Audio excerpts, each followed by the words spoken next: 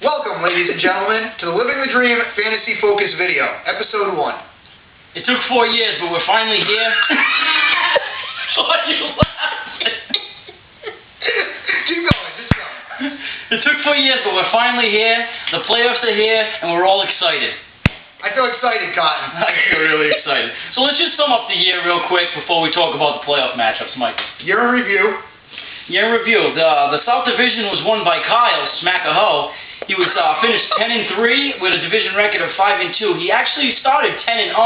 Made a run at an undefeated season, unprecedented. But did lose 3 in a row at the end there. He's on a slide. So who won the North Division there, Mike? Look what Daddy did. The kid with the championship of the North Division at 11-2 and a stellar 7-0 divisional record. Nobody could beat you in the North Division. Unbelievable. Unstoppable. Unbelievable. 1,800 points. He was actually the leader in the league. That's the next thing we want to talk about. Is the top 5 leaders for our league this year out of 12 teams. Leading the way was Mike. Look what Daddy did at 1880. 1880. Unprecedented amount of points, folks. And next was Kyle Smackahoe at 1748. The 1880 was actually the most points scored in a 12-team league. So I broke that record. For a 13-game season. And I have the top 3 points totaled all this year in the history of the league. 193, 194, and 197. That's pretty good. Well, going back to number 3 on the points scored for is home records with 1,700. Good job, Smee. Pretty good draft. Schmee. That was good. That was good. So at 4th place, what do we got there? Who's tied? We actually have a tie at 4th with the Chosen One and the Swing for Shahadis. Yes. 1,625 points each. Respectable. Respectable, but one of us made the playoffs and one of us didn't. So, you know, sometimes you have to bite the fucking bullet. He did it. He did it. And lastly, in 5th place, in a surprising 5th place, because he didn't make the playoffs either, is Fiona Flea Flicker, Sean the rookie, with 15, what is he at, 1589. That's pretty respectable, seeing that the defending champ didn't even get in the top 5 there. Timmy. That's right. That's right. Most points against. See, this is where the league gets really fucked up here, is because you could have a great year, and then you just get pile drive with these points against. Number 1, poor rookie Davey Crockett.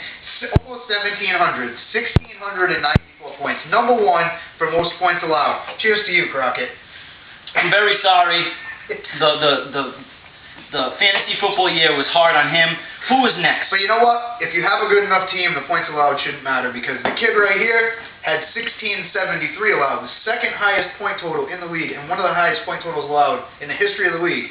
And I finished 11-2. So if you build a strong enough foundation of point scorers, then it doesn't matter. Some good trades were made along the way also. Good solid trades all year. Well, just finishing this off real quick, because we want to get to the playoff matchups. Swing for Shahadi had 1666, 666, the Devil's number. Dick Beefy, 1628. And Tom Brady, sideline Fluffers, 1620. So for those 5 teams, it was pretty rough points against this year. We'll be right back with the playoff matchups.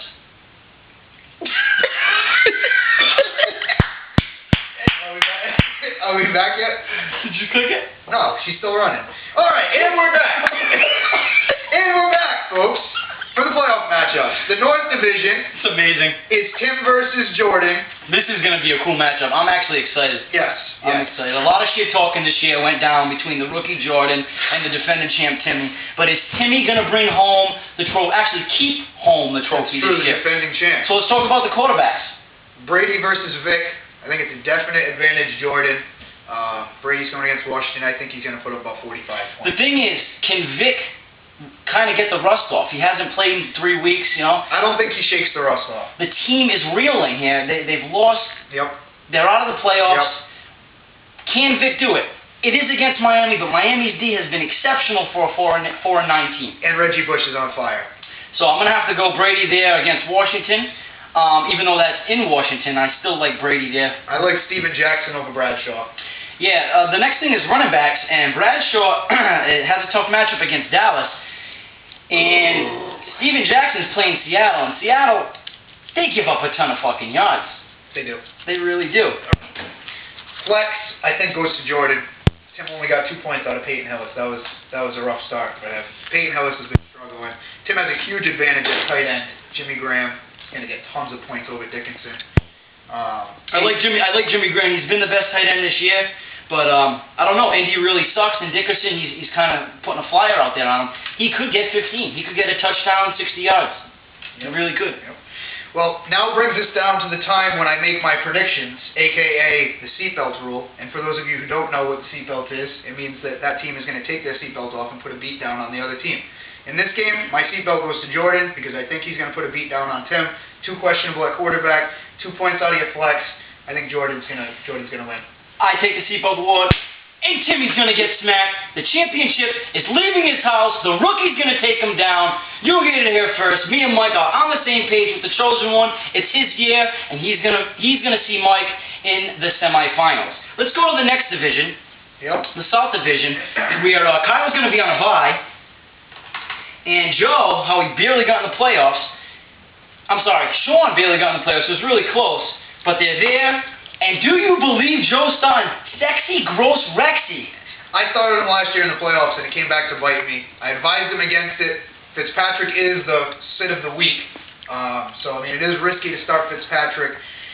I mean, he's going for Grossman. He's got the double points to Santana Moss. It's either going to pay off big or he's going to swing and miss on it. And I hope for him that it pays off big. I'm rooting for him. Eli Manning, I like him here. Sunday night game. Rivalry matchup, going for first place against Dallas. I like Eli here with the combination to Knicks. Eli Manning, gonna get him over 70 to 80 points, guaranteed. I like Ray Rice in this matchup. He's actually supposed to be the #1 player across the board this week.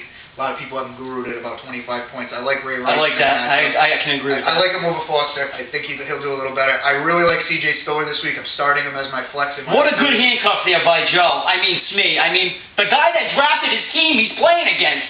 That's fucking nuts. C.J. Spiller, I think, is going to have a good week, 15 points.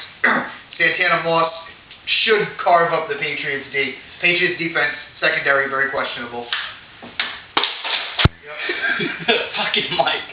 So anyways, I really like the Broncos D here. They've been improving every week. I know their defensive end, Von Miller, he's injured, but he's coming back this game. So I like him for a couple sacks this game. Buccaneers, he's kind of taking a flyer on them. I don't know what he's doing there. Think. Think. You're in the playoffs. Think. So other than that, that's the playoff matchup. Well, the seatbelt in this game. Now we're going to go to the seatbelt. I'm going to go ahead and give the seatbelt to Joe. I'm pulling for him. I think Rex Grossman has 40 points and 20 of them go to Santana Moss. Patriots defense very questionable in the secondary. I like Joe in this game. You know, it is a toss-up here, but I'm going to have to go with Sean. I do not like Joe in this game. I actually think Joe's going to lose by probably 20 or 30 here. Well, that's video #1, folks. You heard it first here. Mike, Donnie, and we're out. Later.